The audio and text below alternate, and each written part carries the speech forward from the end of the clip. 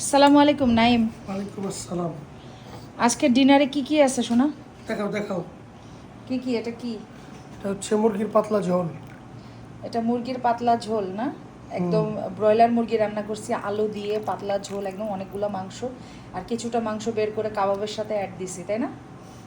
কলিজা নাকি এটা যেটা দেখাচ্ছ ওই যে এই যে। পাশে? কলিজা, ওফ কলিজা খাবো একটু, সেই ট্যাশ। তুমি খাই ওটা।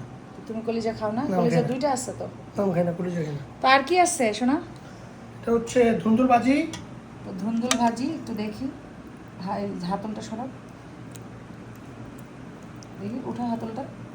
এই হচ্ছে ধুন্দুল ভাজি। আর এখানে আছে হচ্ছে 10টা রুটি, পাতলা রুটি। পাতলা পাতলা 10টা রুটি। তো একটা অলরেডি নাইম ভাজার সময় খেয়ে ফেলছে। আমি সব সময় খাই ওটা। হ্যাঁ, ওর অভ্যাস হচ্ছে রুটি ভাজার সময় সে একটা খেয়ে ফেলে, তাই না?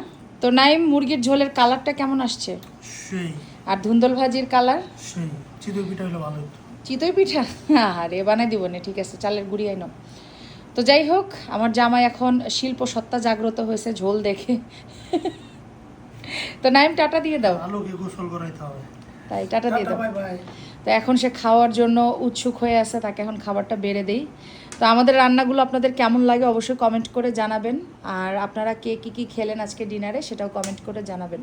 সবাই ভালো থাকবেন, সুস্থ থাকবেন, আল্লাহ হাফেজ। Bye bye. টাটা দাও। তো টাটা।